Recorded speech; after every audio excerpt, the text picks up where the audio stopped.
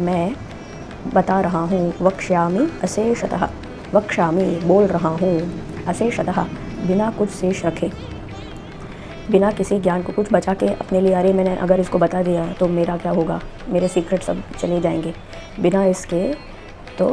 क्योंकि ये परम गुरु हैं, जगत गुरु हैं भगवान, तो भगवान को इस प्रकार का कोई लोभ या भय नहीं रहता कि अरे अगर इसको पता चल गया तो। उल्टा भगवान का तो ऐसा है कि भगवान के शरणागत होकर जो भी प्रेम पूर्वक भगवान के पास आ जाता है उसे भगवान सब कुछ दे देते हैं, उस पर सब कुछ लुटा देते हैं। खुद लुट जाएंगे लेकिन उसे सब कुछ दे देंगे, जैसे भगवान ने सुदामा को दिया था, और वैसे ही आज अर्जुन को भी दे रहे हैं। भगवान ने उद्धव को बताया था, तो भगवान ने राधिका को बताया था, गोपियों को बताया था, और वसुदेव जी को बताया था। ऐसे ही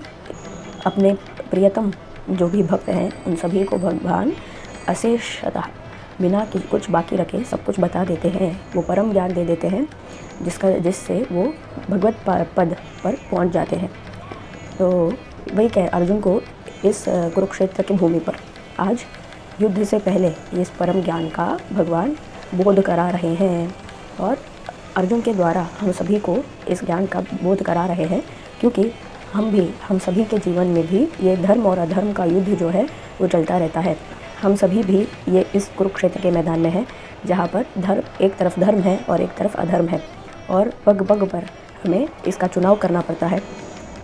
अधर्म से युद्ध करना पड़ता है और उस पर धर्म की विजय की घोषणा करनी पड़ती है। तो इसीलिए ये कहते हैं कि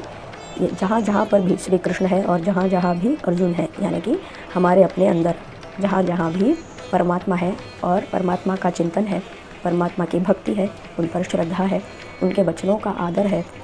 और उनके वचनों का पालन है,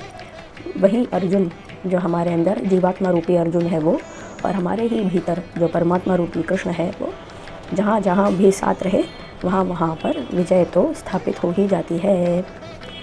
तो ज्ञानम ते अहम सविज्ञानम इदम वक्ष्यामि अशेषतः, यजक ज्ञात्वा, मतलब जिसको जानने के बाद, यत ज्ञात्वा, तो जिस ज्ञान और विज्ञान को जान लेने के बाद, नेह न इह, यहाँ पर ऐसा कुछ नहीं रहेगा जिसको जानने के लिए अब जिसको जानना ज़रूरी हो। भूयो अन्य ज्ञातव्यम अविशिष्यते, तो भूयो फिर से किसी बात के बारे में या किसी विषय के बारे में जानने जैसा कुछ बचेगा ही नहीं। तो यही है परम ज्ञान, जिसको एक बार जान लिया तो इसके बाद और किसी चीज़ को जानने की ज़रूरत नहीं पड़ती। तो इसको हम आखिर समझें तो किस प्रकार समझें कि